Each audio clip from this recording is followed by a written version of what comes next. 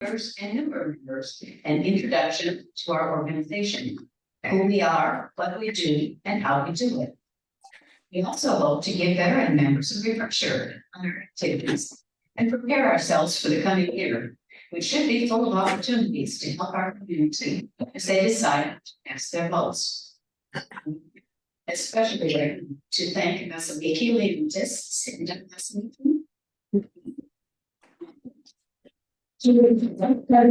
Programs. She has been in charge of putting together today's program and preparing our location facilities. And she would like to recognize the team as well. So if you came and did anything today, Dean, guys, and Karen. okay, and other people are being very shy, so we're before we begin, we'll have some background about the Our Bowling Green League was founded in 1952 as a local part of the League of Women Voters of Ohio, which itself was founded in 1920. We believe in the power of women to create a more perfect democracy. For over 100 years, we have been a nonpartisan, activist, grassroots organization that believes that voters should play a critical role in democracy. We also accept women as members, and so we can all work together for our best goals. The purpose of the League is to promote political responsibility through informed and active participation of citizens in government, to increase understanding of major public policy issues, and to influence public policy through education and advocacy. And why don't you put the It's a exclamation? political, nonpartisan organization. This means that we do not endorse candidates or parties. Over the years, we have adopted positions on a variety of issues. Each position came from a study of these issues and then a consensus of the members on the position and actions that we should adopt. Today's meeting will give you the opportunity to get better acquainted with all our members and actions that have been done in the past. So on our agenda is our speaker, Joshua Boston, who will be speaking on judicial policies and the law. Following his talk will be our board member, Shannon Casper. Today, she will speak about her work to monitor the activities of the Ohio legislature as they develop and then pass legislation for the benefit of the people of Ohio. Our last speaker will be Deborah Dalton, who is coordinator and chair of Citizens, Not Politicians, which is the ones who are responsible for circulating petitions to do away with gerrymandering in settling legislative districts and so forth. She will be explaining what the immediate work that needs to be done will happen. And then finally, the remainder of our meeting, give you all an opportunity to go table to table to learn about our various committees and a great variety of that they do. This will be your opportunity to see pictures of the League in action, take all pictures, and to chat with committee members, whether they're the chairs or if they're just like me, members of several committees, to discuss how their work and perhaps yours to help the voters of Bowling Green. Our observer corps members attend both meetings in government agencies and share what they learned with our membership. So it's not all conventional committee work. Sometimes it's individual. So with that, I will give you something to think about, and to give you something more to think about, would like to introduce our first speaker, Dr. Joshua Boston. He has graciously accepted our invitation to be our speaker today. He is excited to join our meeting, and is even family guests visiting again. Dr. Boston is an assistant professor at the Political Science Department in Bowling Green State University. He earned his PhD in political science at Washington University in St. Louis, his MA and BA in political science and legal studies at the University of Buffalo. He specializes in judicial politics and teaches courses in constitutional law, the U.S. judicial system, and presidency. Thanks to his extensive research He has an impressively long scholarly qualifications. He and his wife Caitlin, who was a special education teacher in the Toledo metro, have 3 young sons. There will be a question and answer session following his talk. Thank you, Doug.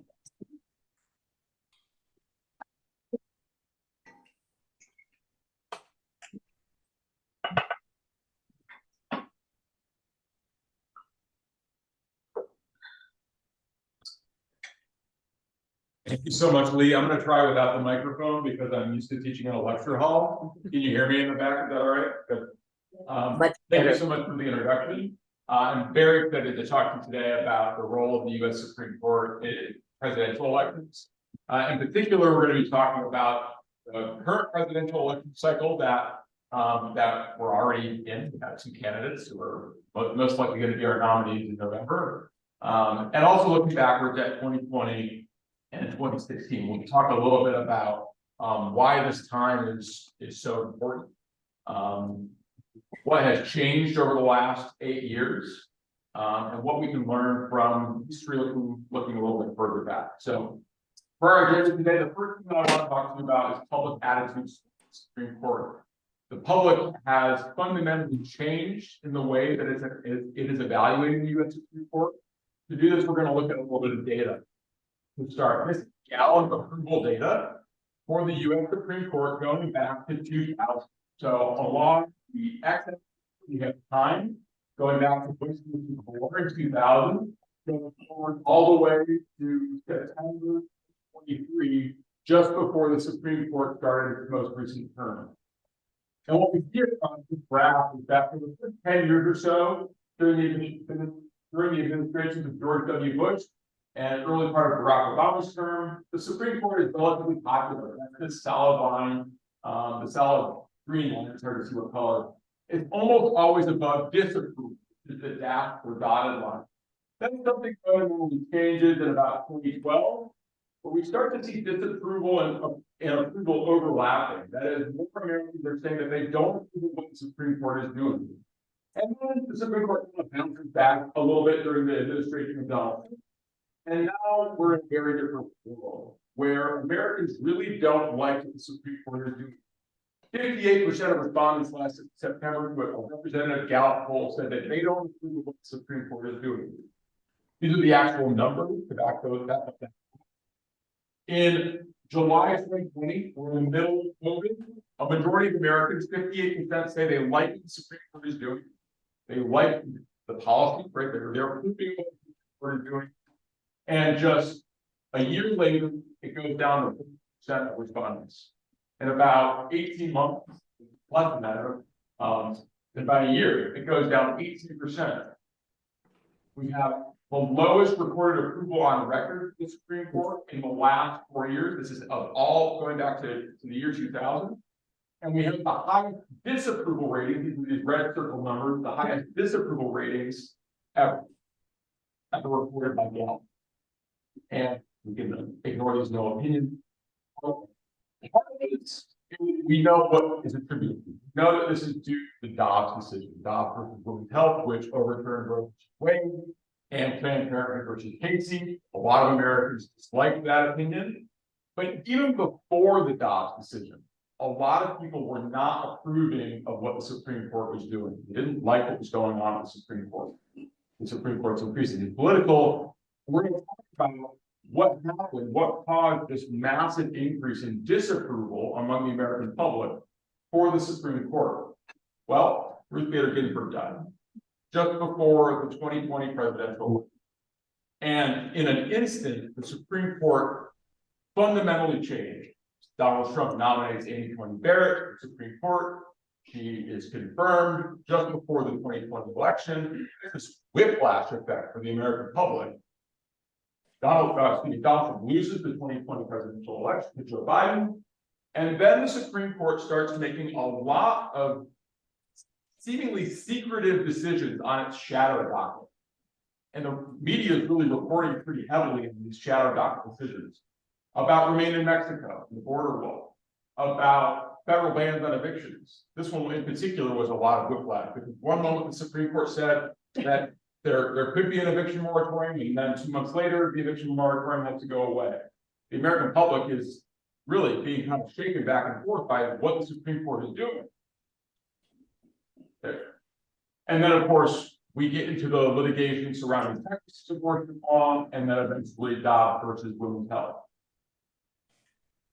The media is reporting intensely on this, and they're intensely critical of what the Supreme Court is doing, saying they're giving all these rulings on evictions, on remain in Mexico, on abortion, without providing justifications for those decisions. And this kind of fundamentally goes against what it means to be a judge in a common law country. That is, they write down their decisions, they're going to justify their position, they're going to provide their logic, and the media is attacking them for not doing that. Does any of this matter? Supreme Court justices are not elected, they serve for life. Maybe we don't need to care about approval of the Supreme Court. We see that it varies over time, but does that matter? It's not like it's Joe Biden facing re-election. Chief Justice John Roberts doesn't have to go to the American voters and say, vote for me again. Doesn't have to worry about that. But the justices actually tell us in their own words that they do care about approval. Just before the fall 2022 term or fall 2021 term, after these massive disapproval numbers come out, the justices go on immediately. Stephen Breyer, the fall before he was to retire, says, a judge's loyalty is to the rule of law, not the political party that helps secure his or her gain. We are not political. That's what he's trying to say. That's not my job. I'm not here to be the agent of Bill Clinton, who nominated him, right? Amy Coney Barrett. My goal today is to convince you that this court is not comprised of a bunch of partisan hacks. And very often quoted phrase, most quoted phrase. Sam Alito gives a speech at Notre Dame, the University of Chicago, gives a speech at Notre Dame, all of them trying to persuade the American public by giving talks to higher education institutions that they're not political. You don't disapprove of us because we're conservative or appointed by Republicans or appointed by Democrats, right?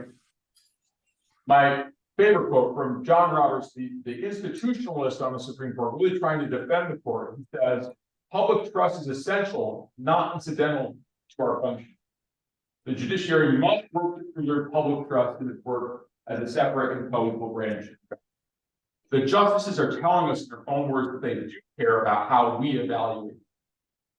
So does approval matter? Yes. Some folks can say they happen to sit on the highest court.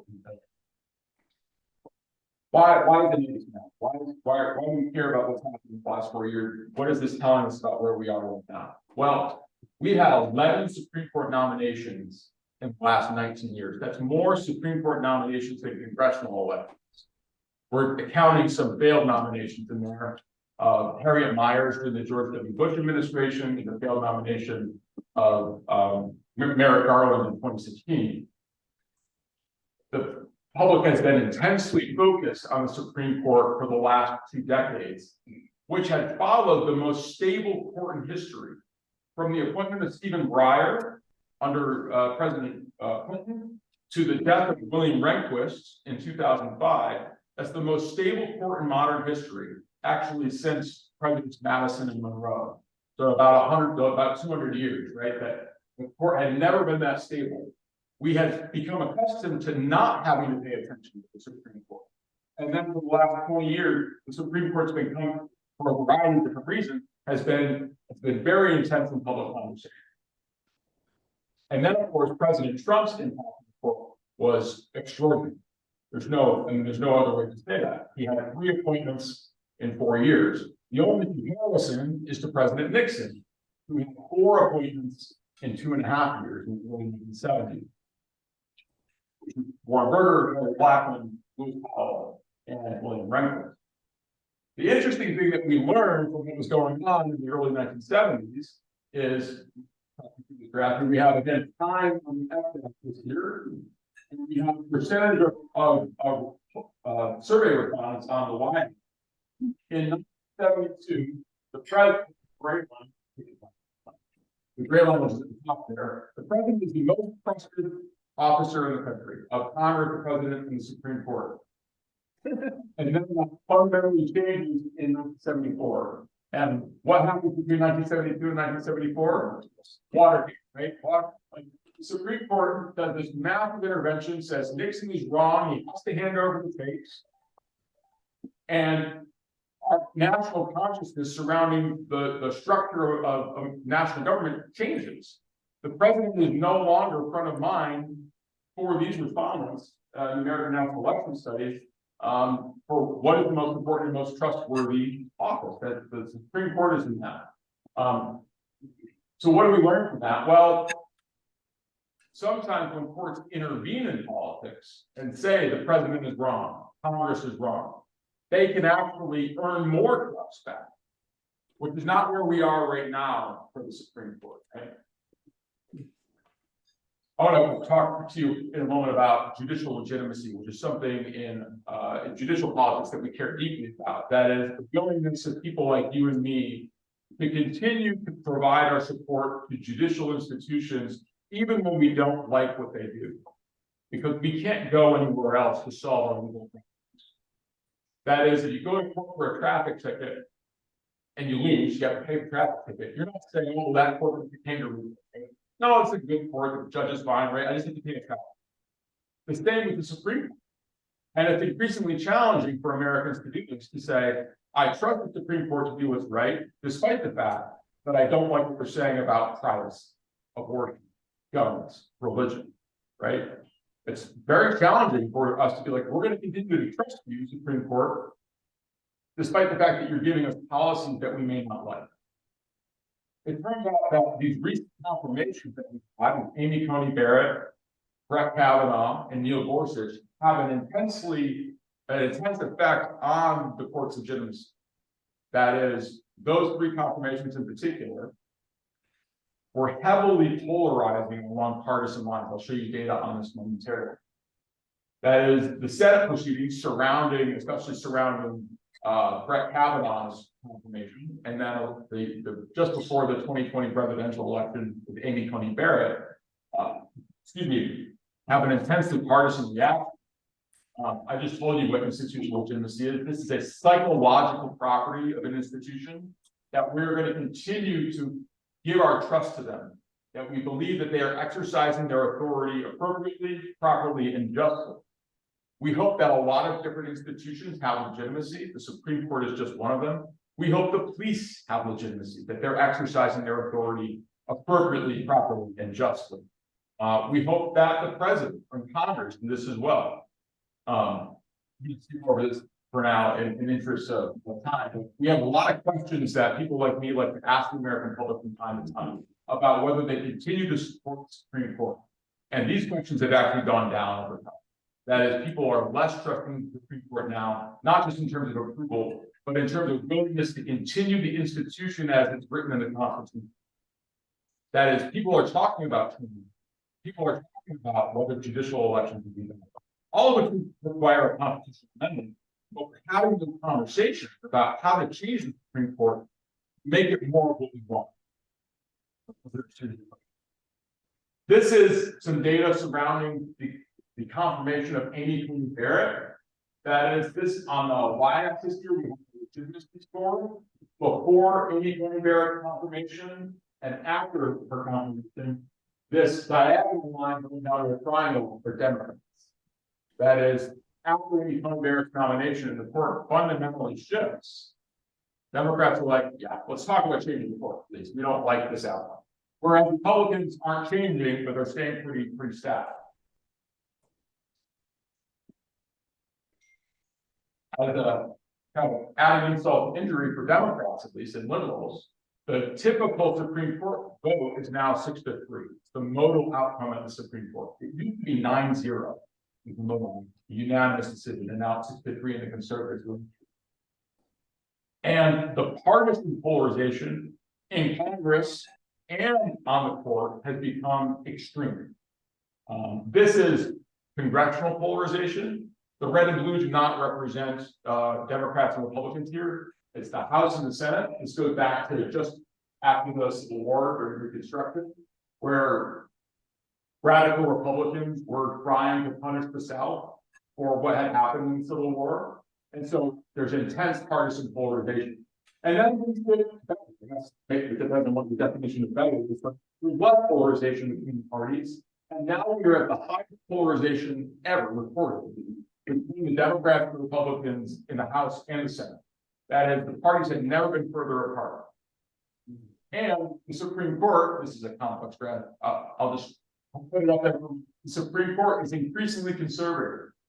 That is, the blue lines, blue dots at the bottom are Democrat, the red dots at the top are Republican, and the black are the decisions of the Supreme Court. That is, they're trending away from the middle of the road, where they have been for a long time, more towards conservative ideology. Talk about what this means retrospectively in the 2016 election, where we had a vacancy throughout the 2016 election following the death of Antonin Scalia in February 2016, about 8 years ago, unexpected death in February 2016, and then President Obama nominated Merrick Garland. A lot of data on this graph. We have time here on the x-axis, and we have proportion of respondents on the y-axis. The black solid line is approval. Americans vary in their approval over time. It kind of looks like it's a mountain over time. And then Antonin Scalia dies, and there's this vacancy period, long vacancy period, when Trump and Clinton are running against each other. And once President Trump is elected, approval goes drastically down for all Americans. Supreme Court approval goes down when Donald Trump is elected, which doesn't make much sense until we zoom in on liberal respondents. They're varying their approval over time. They're varying. Donald Trump is elected here, and it becomes clear who's going to get to fill that vacancy. Not going to be President Obama. It's not going to be Secretary of State Hillary Clinton. It's going to be Donald Trump. And liberals drastically decrease in their evaluations of the court, and they stay free will. We have an understanding of the effect of the 2016 election on where we are now in evaluating the Supreme Court. The last thing I want to do, I'm probably getting close to time here, is thinking about what the Supreme Court can do in the 2024 election. What is the Supreme Court can do right now that might assuage Americans' concerns about its ideology, about its representativeness? How is the Supreme Court influencing our current election? Well, the first is a case called Trump versus Anderson. Donald Trump versus Norma Anderson. Norma Anderson is a runner in Colorado, a former state senator in Colorado, and she filed a suit in Colorado to exclude President Trump from the state's primary and general election ballot under Section 3 of the 14th Amendment. That is because Donald Trump participated in an insurrection against the Capitol, against the American government on January 6, 2021. He should not be able to be considered to be the president of the United States. The Supreme Court overturned a decision by the Colorado Supreme Court excluding President Trump from that ballot. That is, my colleagues and I, who have been doing a lot of research surrounding Trump versus Anderson, think that this is probably the most important case since Bush versus Gore. This is a direct intervention by the Supreme Court in a presidential election, restoring a president's name to the ballot. Not just in Colorado, but in Illinois and Maine as well, was an issue across state. So this is the first intervention that the Supreme Court is making in the 2024 election cycle. And we have another case coming up, that is Trump versus United States. If you find yourself Googling Trump versus United States after all this, there are lots of cases called Trump versus United States because President Trump has been intensely involved in the Supreme Court, proving presidency. And this is Trump versus United States 3. And this has to do with whether presidents have immunity from criminal prosecution for their actions performed while president, even if those actions fall at the boundary or threshold of what their actual authority is. That is, can he be prosecuted for engaging in insurrection because he was just trying to carry out the law? I talked before about this, that whether you and I are willing to give our trust to an institution, whether they're providing us with policy benefits or not. We're going to believe in the institution no matter the results. That matters. But what about belief in democracy? And this is where people like me are shifting our focus. We just but we're going to talk about how the Supreme Court can play a role in being defenders of democratic, small d democratic values. This is a classic Gallup question. Are you satisfied or dissatisfied with the way democracy is working in this country? They've asked this question for a long time. This is the Gallup data to back this up. Back in 1984, 60% of Americans were satisfied with the way democracy is working. The long gap in the data right now, 1 in 4, 28% of American respondents, of Gallup respondents, are satisfied with the way democracy is working. That's extremely problematic, right? What can the Supreme Court, going back to my question, what can the Supreme Court do to be defenders of democracy? My co-authors and I are arguing, looking back at what happened in the 70s, Watergate, when the court chose to intervene in the Watergate scandal and say the president is wrong, he needs to solve this problem now, hand over the tapes. He does that, he resigns. The Supreme Court gains trust back of the American people.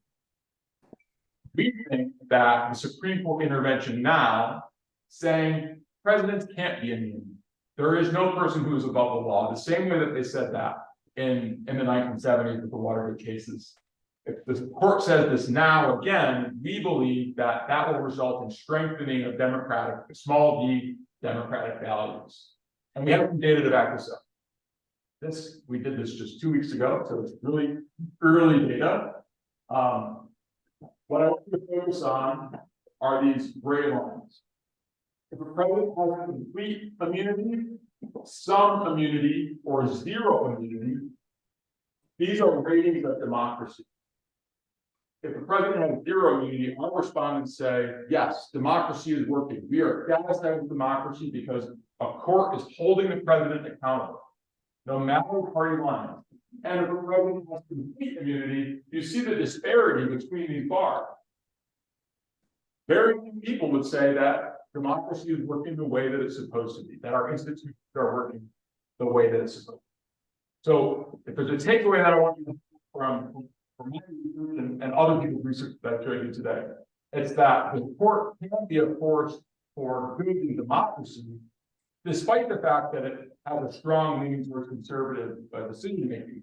That is, by intervening in important issues, especially related to Donald Trump, that they can support democracy and put us in a more positive direction. So, my thanks for the invitation. And I love your questions.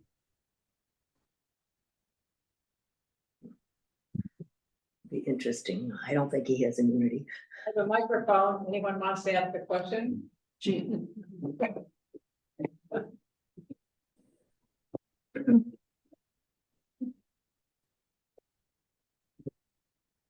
The obstruction of Merrick Garland's nomination in 2016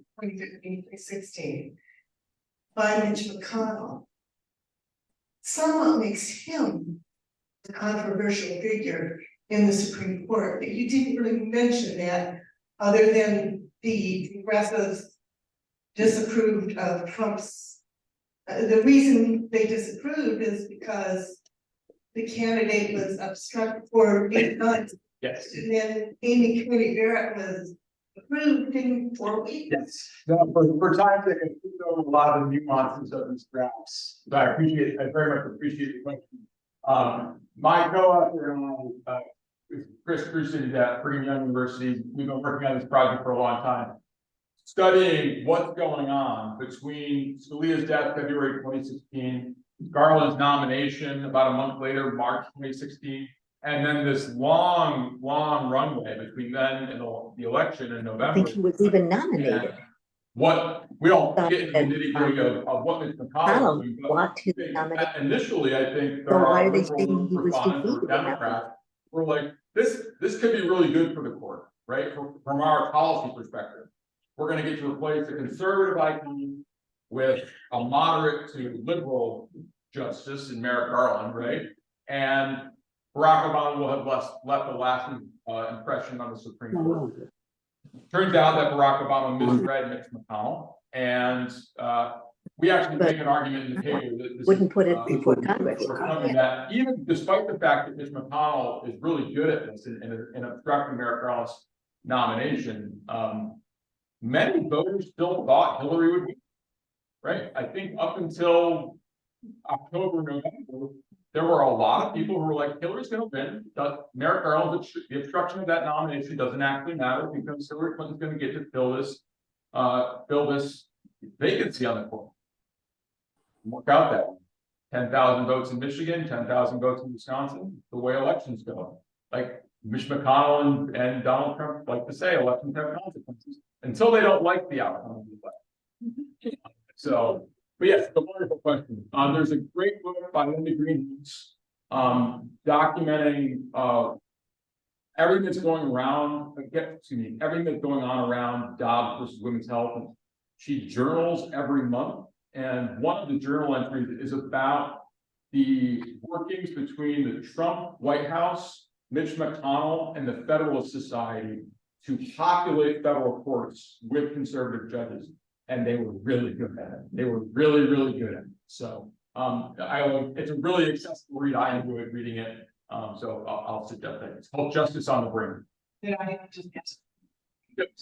But the Supreme Court itself issued, exerted pressure to get that vacancy filled. So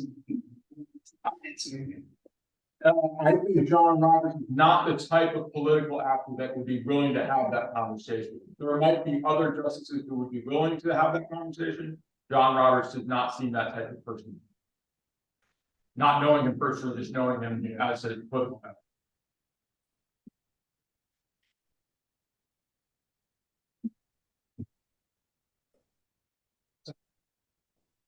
But going back to immunity, one of the claims that Trump's lawyers made was that he could order SEAL Team 6 to execute somebody, for whatever reason, with complete immunity. I had a hard time believing that they had the gall or the stupidity to make that claim. Shouldn't that influence the decision of the Supreme Court, or will they do something like it? What's that on there now? Go out. Case out of Colorado where they ruled very narrowly, didn't get into all the weeds. Yeah, that's a wonderful question. Thank you. I think there are friends I have in political science who are studying when litigants make extreme arguments like that. Trump's attorney actually said this in the DC circuit, makes this argument to a panel of highly educated, the second highest court in the country, and they're making this argument about using SEAL Team 6 to assassinate people, which is, I mean, not something that you would hear in court, right? I would be amazed if those attorneys would make the same arguments before the Supreme Court. That is, they would have much more respect for that court because they might anticipate that they're actually going to get the outcome that they want at the Supreme Court that they couldn't achieve at a lower court. I think there's also an element of playing to an electoral base. That is, Trump making that argument, his lawyers making that argument, appeals to a type of voter that thinks that dictators should have that authority, right? Presidents should have it. And this rhetoric is going on in a variety of different circles, talking about authoritarian type leadership and looking for that type of leadership. They like that those arguments that former President Trump makes on the campaign trail. So I think there are a variety of reasons why a lawyer or attorney might be willing to make those arguments. I would be amazed if they would say those words, to utter those words at the Supreme Court. Both down.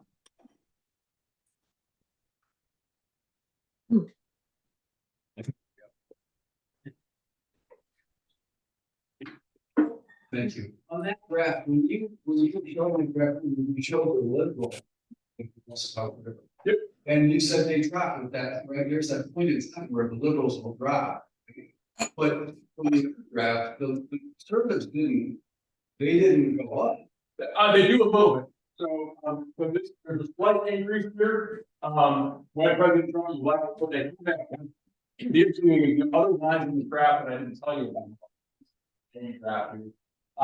The down purple or blue line here, is the percentage of liberal decisions that the court is making. Here. At this point, a relatively conservative court is actually making a fair amount of liberal decisions, and I think that for the conservative Republicans, oh, we got our guy, we got Neil Gorsuch. But they're still actually making liberal decisions, right? A conservative court can still make liberal decisions, and that happens to be the case here. Well, we won, we got our guy in the court, but the court's still not giving us the policy that we want. So there's a lot of different dimensions to that. Yeah, they both a little bit here, but it doesn't last. Yep.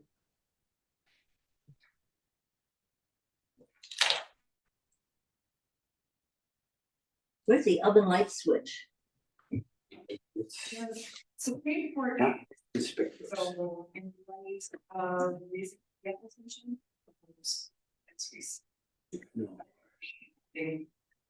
Bribery, is what I just called it. Is there a path for Supreme Court adopting a code of ethics or something we're being pursuing? What is that like? How do we need to mobilize? What are And I don't have a good prescription for solving that problem. I will say, I have a piece that came out last year with a few co-authors where we studied judicial scandal. We actually published this before all the information came out about Justice Craig's comments and others on the Supreme Court. And we found actually that the Supreme Court isn't actually damaged institutionally by scandal. We tried to study Brett Kavanaugh's scandal surrounding the allegations made against him. And people don't really care. They would punish him as an individual, but they don't punish the court. And I think it really is that next step of like, there has to be some effect on the institution. Now, the thing we don't study is this critical mass. Now there are a majority of the court that are scandalized, right? From taking dark money, from allegations of sexual assault by 2 justices, allegations of nepotism by Justice Roberts' wife. When it becomes that critical mass, the Americans start to say, yeah, we need to actually call our congressman, call our senator, and have them impose. There is a code of ethics for the judiciary. It just only applies to lower judges. It doesn't apply to the Supreme Court. So they don't like the same way with senators and congressmen and presidents. They don't like to play by the rules that they set for other people, right? So, but yeah, it's a wonderful question. very, very good. Thank you.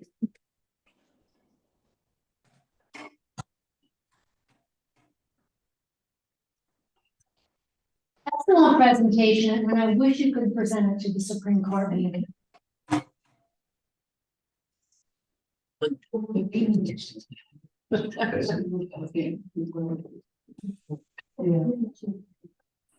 Okay, thank you again. And now our next presenter will be Board Member Garland Kastner. In addition to being the caretaker of our Facebook page,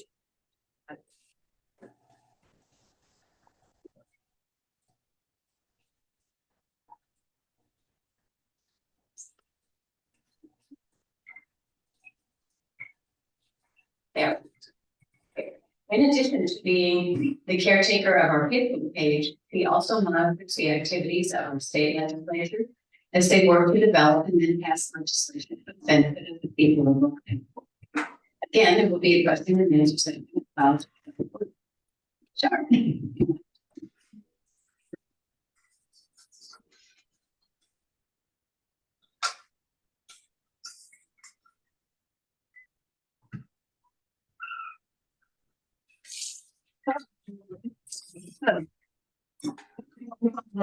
Watch for our journey. About 8 years ago, I mean, I've always been a voter. I'm voting in the November elections and let it go 18. But a lot of times I think about what voting meant or without votes meant. And the older, but never always the same. But 8 years ago, I realized that there was important to be voted for, and especially at the vote. And you might not think about that. There are made, especially at the state of Ohio, that are gonna affect us a lot. And so things that I'm doing is trying to see the legislation that is being proposed and put down by our representative. And currently, I have 12 pages and I'm tracking 57 and categories of voting and election, education, women's issues, things that have to be done. And right now there are 8 pending debt limit voting rights, including banning out for drop boxes, having those primaries. And most importantly, they just started having hearings on February 6th for HJR3, which is a joint resolution that calls for a constitutional for all the states to come together to rewrite the Constitution. And so at that February 6th hearing, there were over 60 comments of people who were in favor of a new constitutional convention where all the states can come together and rewrite the Constitution. So this is one of the paths in the Constitution available to us in addition, as an alternate path to. And researching that, we're only 6 states away from having that ratified. So it's very kind of scary that Ohio's ever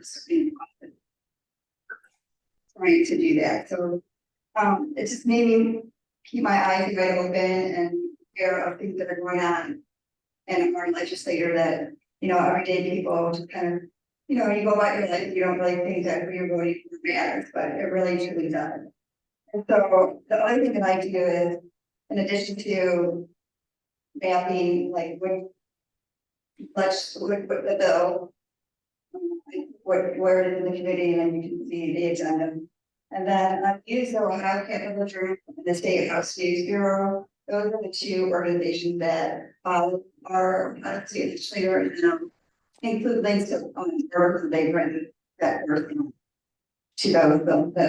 And that's what I've been doing. And then the other thing that to be aware of is they will also, when they're going to have a hearing, so eventually when the next hearing is, if it's been scheduled, you have the ability to put your own testimony in so that it can be heard. So you, even if you can't go to the state house to get your own oral testimony, you're able to send an email testimony and it's put in. So I've done that before. And then I can find it when they have the hearing where it put into the testimony. But there are also good things there are things that are proposed that do support, like same day of voter registration and things like that over so far none of them have been hearings. Okay, question. I have one question, then I'll come over there. Oops. Is this on? Anyway, my impression is that the majority of the bills that get introduced, nothing ever happens to them. Do you have any impression about that? Or? It just kind of depends. Some of them get passed in the Senate and then or they get passed, but there have been some that have been passed. Probably about 2%. That's if they get it.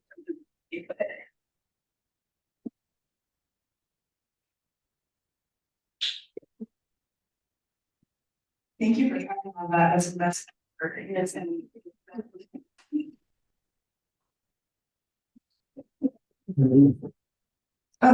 that's a great opportunity to submit the testimony electronically. Is that something that you could share with us? Sorry, I'm here.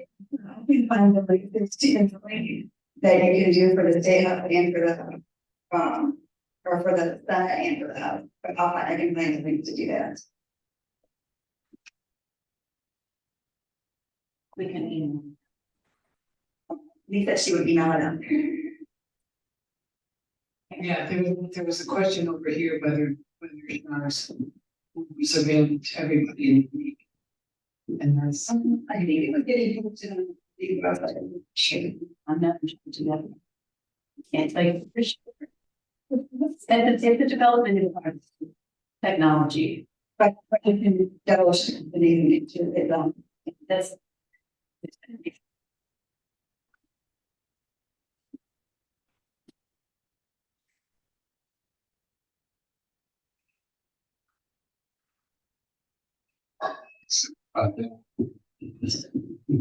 Teresa Galron and some other people proposed a dark money from out of the state.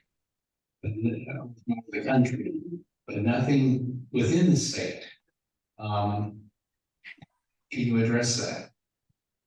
Yeah, one, like the money issue, those are reformat that the house put in, but it's all now. Like that we prohibit them from getting money internally, and then the Senate just didn't want it actually, so that kind of what it's been the news lately. But like I said, they do submit some of these other bills, and then they'll have 1 or 2 hearings, and then nothing is scheduled. And there'll be a bill that has to come. But there's one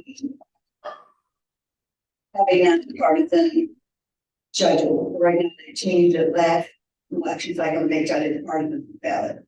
And there's another one in there now made it for education. There's 2 bills in there to make judges non-partisan. But a hearing even scheduled. It's kind of like who's in charge of the dams, who gets them with their bill, the agenda committee. Which means, who you vote on.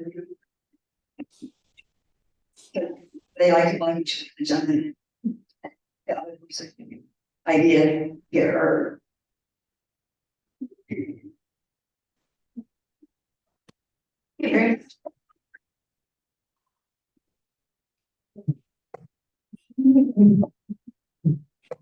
We have a final speaker for today. Next speaker is Deb Jelke. She is the chair of the Citizens Not Politicians. That to coordinate work of circulating a petition that prevents gerrymandering, we hope, and she can give you a brief report, and then I'll get to the next part, which is everybody speak up and introduce themselves.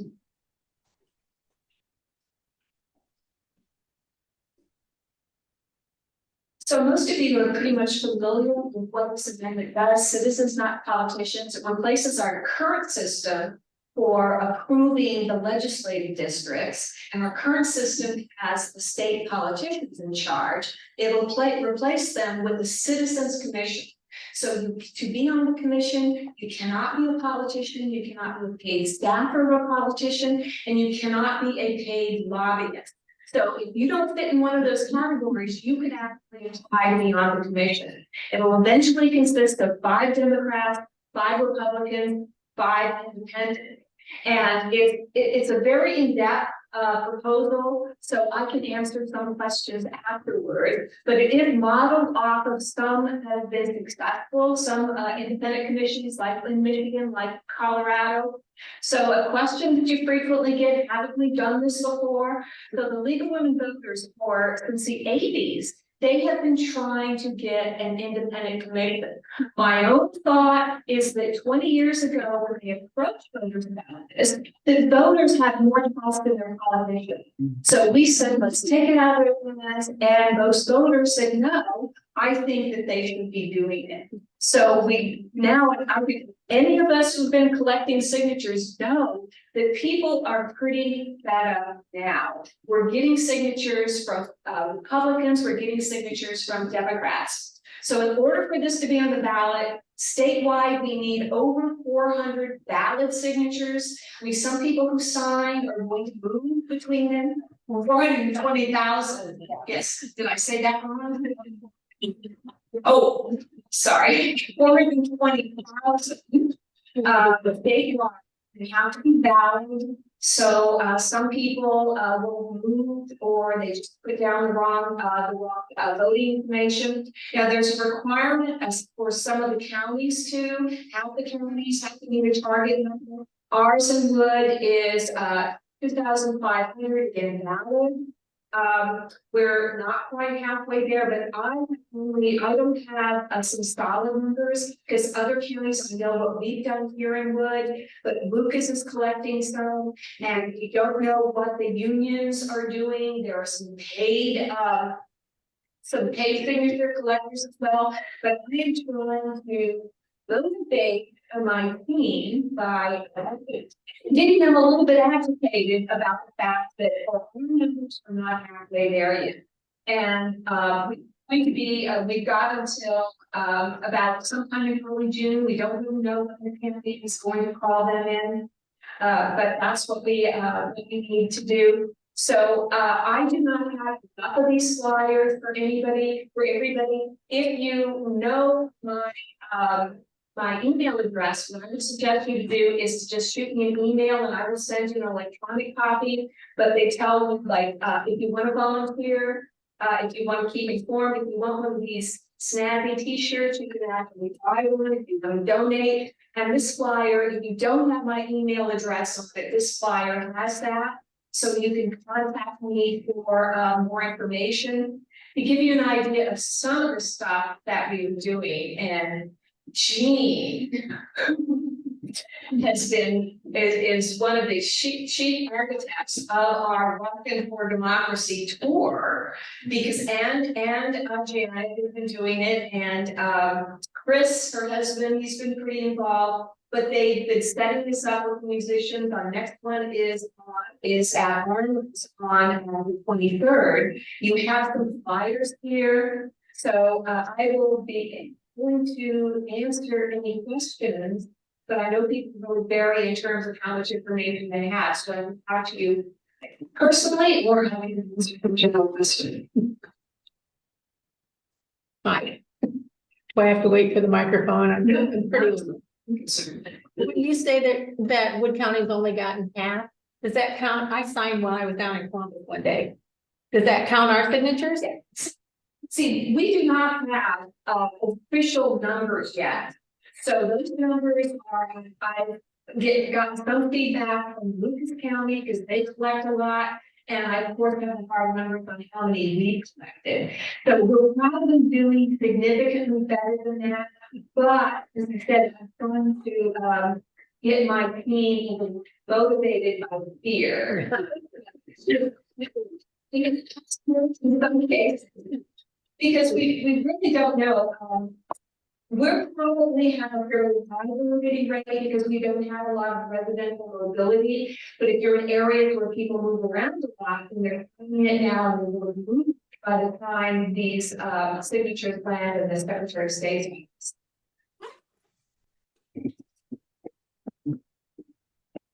I'm one of the people collecting them. And I just like to say, if anyone here has any social groups that are gathering or whatever occasion, I will be very happy to come by and collect signatures. That's the way I've done it. I did it with my travelers group. I brought my petitions and I got lots of signatures. If you have any groups like that, I am very willing, if I'm able to come, or I will find substitutes who can come and do that. But we really need people to step up. Exactly, and I would just want to understand that because I, for example, I contacted the Unitarians and didn't get a response back. And then I told Janet Parks, who had a contact there, and she made that happen too. We need you to open doors. Because when we just do cold calls, cold emails, chances are they're not going to get a response. I just want to give a plug for this because I was at Ginger and the Snaps at Howard's and it's huge fun. So, and you collected, we collected some signatures there as well. Yeah, so, yeah, rocking for democracy. And we do, and so, insane. Right, it's fun. So these out by the and exit. So again, if you don't know how to contact me, you can grab one of these, but again, if you want an electronic copy, just shoot me a paper. Thank you. One more. Yeah. I want to put a plug out everyone here, and I know it's important to you all, and we need team members. We need people on the corners taking signatures. It's easy. There's a brief training. It seems at first it's a little daunting. I think you can do this. Do the training. Be a signature collector. We need people out there. You know, if we get our 2,400 and then we get another 5,000, well, great. That's the town. But do it. It's everyone our responsibility to be out there. Correct.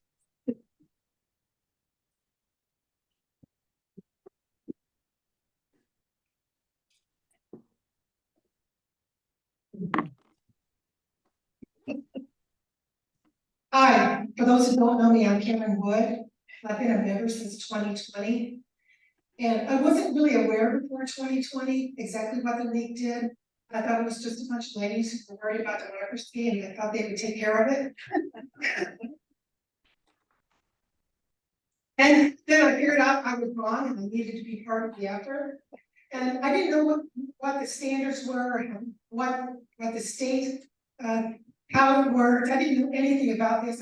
There's still a lot I don't know. But I just thought we were your average chapter. And I was wrong about that too, because Worcester chapter called me this winter and said, we read your annual report in BG and it's extraordinary. Can you tell us how to be like you?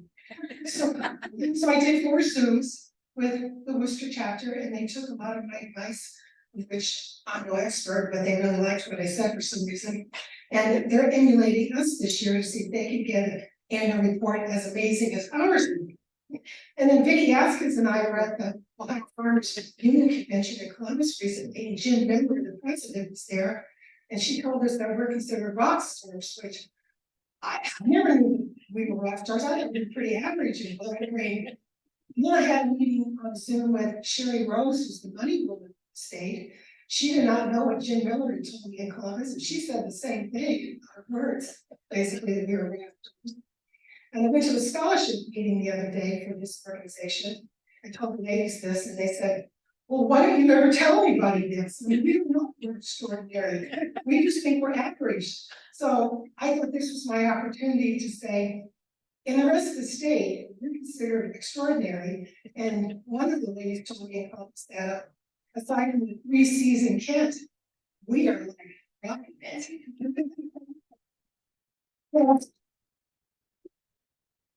I just wanted to say thank you for being a member of this great chapter, and I want to let you know what other people are saying about us, and it's all good.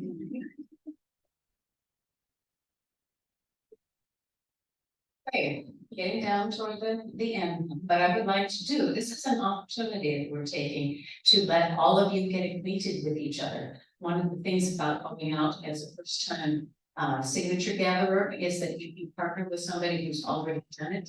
And you spend an hour and a half with them. By the time you're done, you're an hour and a half. You know how to do it. And you'll be good at it and it won't freak you out. So this is a way I've done some of myself, so I know you can all do it. One of the things I first want to do, the rest of the meeting is to give you an opportunity to meet the other members, find out what and some things that you would like to do with them. But I will start out introducing the officers and other members. President, Vice President, Vasiliki Leontis.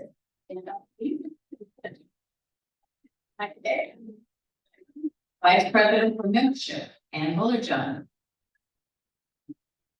Secretary, Caitlin Elliott. Gail Swanka. Board members, and I will also I'll go through the list and then I'm going to list the committees.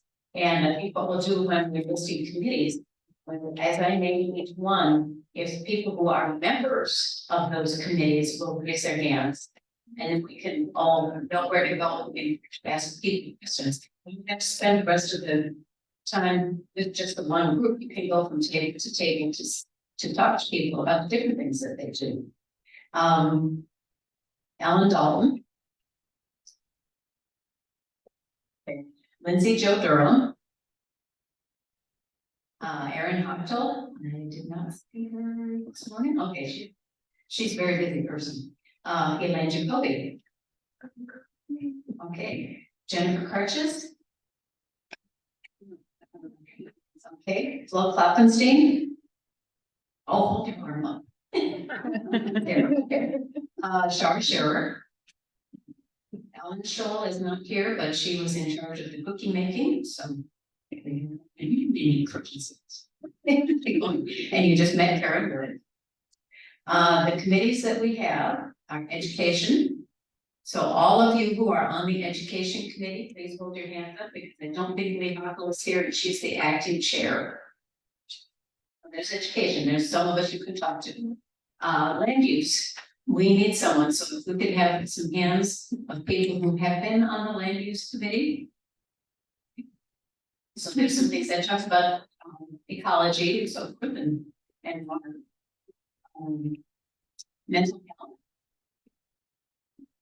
Okay, very good. The observer corps, which I will tell you is not the average committee. It is individuals who attend public meetings of public parts of our government, and they take notes, and they share that information with the rest of our membership. And then we find out what's going on in businesses now, in case you don't get paper. BG newspaper is pretty good about putting out information about public meetings that we have. But these are yet more, can be more detailed in what those committees are doing. So if you're interested in that and it's not on a committee, you just like maybe once a month you feel you can manage an hour and take it once. And then when you do it, better you understand what's going on. Committee on Senior Concerns. Anybody who's a member of that? It's kind of been on sleeping mode for a bit.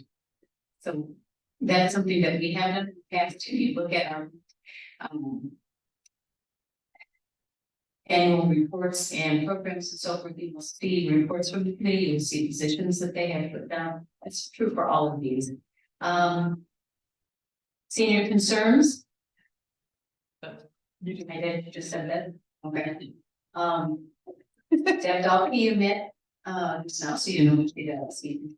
And anybody else who has circulated petitions? Yeah, so there are other people to talk about how it goes. Ellen Dalton, Water Services, and other people, Water Services. That's getting the word out to people. That includes activities we've had, like when we've had candidate forums in the past. We're looking at new ways of doing that kind of information, getting that information out to the public. So there may be some changes coming up for the fall, but we will let you know. Or if you want to help minutes this, I'm sure people would be glad to have you come in and get it in. Don't forget vote for one. Yes, because among those things, vote for 1-1, you get, which is short information and a brief response to specific questions that have been asked each of the candidates. It will be available online. So you can find out how candidates in your area feel about the concerns that local constituents already have. So you can go there and find out some basis to compare candidates. And also a scholarship committee. So, scholarship committee, thank you. Okay, because we will be presenting a scholarship to a Bowling Green School senior. She will have that available to help with college expenses. So that's what we've got. Yes.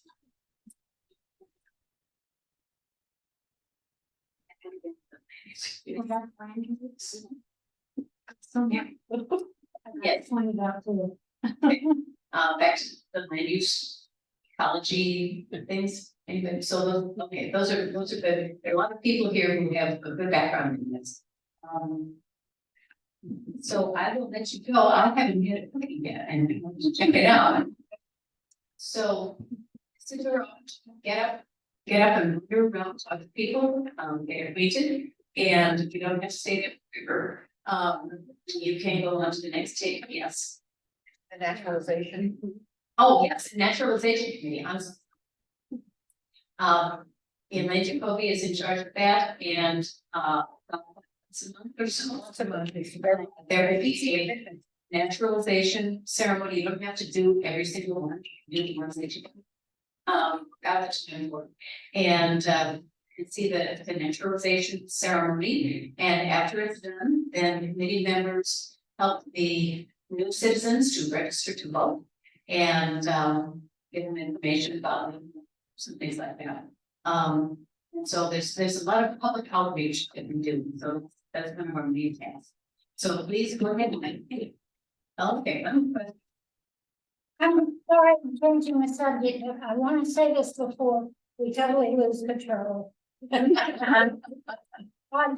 Neese of the Senior Center has donated to us and made these available, these COVID test kits, alerting us that holidays are coming up, people are gonna be getting together, breathing out each other, that might need some of these. We have them at the table over here, so if you not want to eat some way after we stop and get, or two, I guess. Whatever you need, okay, thank you. I'm sorry to finish this up. Okay, I think so, we can go ahead and guys eat, greet, and see what you like, don't be afraid to finish to that's what get up, go to another day. I know, got there. Thank you for coming today. Okay, thanks. Thank you.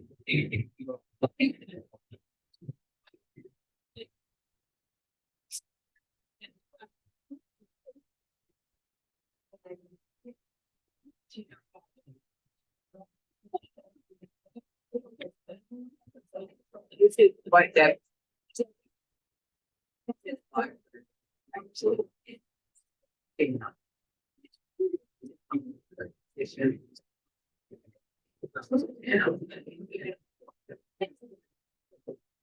Hello, how are you?